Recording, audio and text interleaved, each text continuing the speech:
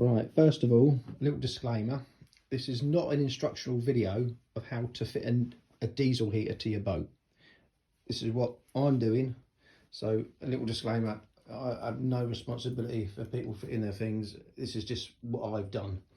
My little audience here is Marley and Pippa.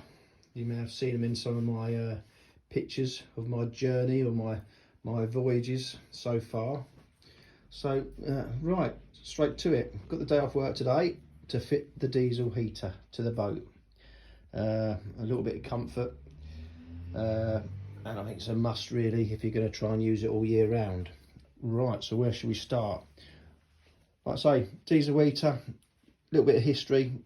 My lads raced motocross for many years. I fitted one of these Chinese diesel heaters to my race van.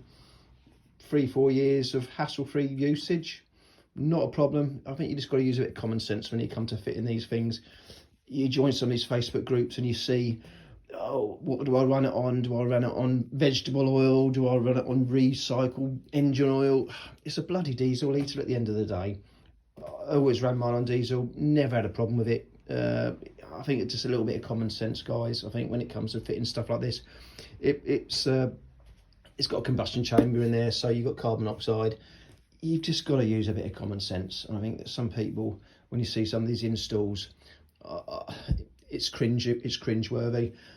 Also, I've been a gas engineer since I left school, so I know the risks regarding carbon monoxide. I say you've just got to be a bit use your common sense, and So right, so without avail. Right, let's see what we. Obviously, I've upgraded the bits and pieces. I'll start with the exhaust. Right, this is the exhaust silencer that came with it. Now, I'll say also, again, look on, I think there's a Barnsley boat guy, look on his, but this silencer here, I wouldn't dare put this internally into a boat. These are designed to be external. So whatever you do, I mean, don't put it in there. I mean, look, you've got a hole there. I mean, look there, you've got gaps there, you can see. So, get rid of it straight away. I wouldn't even attempt putting that inside a boat. You're asking for trouble. So just shove that to one side. I've got this all-in-one marine grade silencer.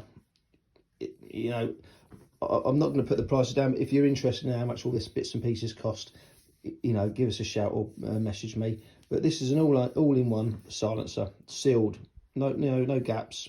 Got a little bracket there, you can put it in a thing.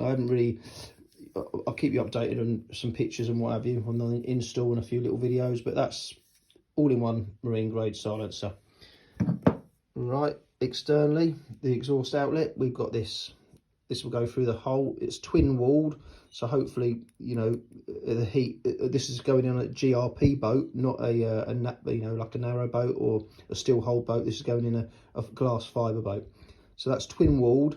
As you can see, we've got the fittings there. When you order these, make sure you get the right side. I'm sort of like rushing along, and I ordered, this is a 24mm, which will fit inside the exhaust. But there's also a 22mm, which I've ordered incorrectly. I haven't bothered sending it back. It's too much hassle. But that's 24mm, so make sure we get the right one for the exhaust. You need to test it. This is 24mm, and that fits in there. As you can see, that fits in there quite snugly, obviously with the exhaust clamps on. So that's it. So that's my intention. So that's going to go on the outside. I'll probably put a heat seal, flue silicone around there, which is heat resistant up to 260 degrees over long use. So that's what I'm going to do there. Right, so the exhaust, I purchased a bit more length for this exhaust pipe. Just purely because I don't know where it's going to go. That's the one that came with it. People have tended to throw this away, but at the end of the day, I can't see anything wrong with that, to be fair. It's got some nice ends to it which fit quite nicely on there, so we may well use that, we may or not. There's the clamps that go with the outlet. Again, they'll be sealed with flue silicone. That's the exhaust, and nothing else on the exhaust. I've ordered some, it came with Jubilee clips for the exhaust, but I've ordered some clamps, some exhaust clamps. That's the silicone I'll be using. Like I say, if you look on there, where does it say? It says, well, it says up to 300 degrees, withstands temperatures up to 300 degrees short term and 250 degrees for long term. So that's the silicone I'll be using. We got some exhaust wrap, my assistant Marley. We got some exhaust wrap which we'll be putting on the exhaust. I've also bought some fireboard to mount this stuff on, which is like a fire retardant board, which, like, again, I'll show you in a video and some pictures when I come to do that.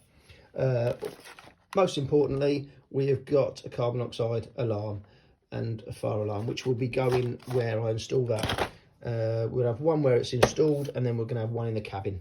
I'm quite lucky in the job I've got that I've actually got an analyzer, a gas flue analyzer that does ambient carbon monoxide monitoring, so which is more sensitive than that. So I will be, when it's up and running, I will be running out a few tests on that. You're gonna get, with anything, it's even with boilers, domestic boilers, you're always going to get a funny smell on first start up. That's just all the machine oil burning off. You can imagine they've used machine oil to do this, so you're always going to get a little bit of a haziness when you start something up like this. So that's going to be expected. So I would tend to sort of like run it for a few hours and then sort of like see what it's like. But as long as you've got carbon monoxide monitors scattered around and a bit of ventilation, just be a bit careful. Yeah. Right, so that's that. These are some of the fixings that came with the kit. I'm sure you'll be using some of them. I mean, I see people throw them away, but at the end of the day, like I say, common sense. Just please use common sense. And like I say, this is no way, you know, me telling you how to fit this, because I'm not held responsibility for that. Right, this is a thing that I ordered. You see that it's a condensate drain, comes down there, so when the flue cools down, it drips out of there, the condensate. You fill this up prior to use. Acts like a bit of a bath trap, or, you know, like a sink trap. So that's that. I've ordered that as well. This is the inlet, the air intake inlet, which will go on there, on that one there. So that's that. Moving along here. This is I don't have the mine's not a diesel boat, it's a 4-stroke outboard engine, so I've got to install a separate tank. Regarding boat safety certificate, I'll get to that. I mean, I'm just going to get this installed. You know, there may be a few things that people can point out to me, but that obviously I'm not going to be able to use. I'm going to use the tank that it came with. This fuel line is got rid of. I've ordered some new fuel line, which is ISO marine grade, ISO 7840. So that's that. I've ordered some clips for that. The bracket for the heater itself, that's the one that came with it. This is the one I ordered, which is for Herbespatcher and some other heater, but it does. This is the Chinese diesel heater that I purchased. That does, as you can see, it does fit. Oh, excuse me. It does fit on there. Yeah, so it's a nice fit. Yeah, and you can obviously, depending on your installation, you can either put it that way, or you want it further away from the wall, you can put it that way. But that's a good fit. What else have we got here? Ducting. The ducting that came with it near enough extends 1 metre. I don't know, that's never going to be enough, so I ordered another 3 bits here that's going to extend to hopefully 1 metre. It may have to order some more.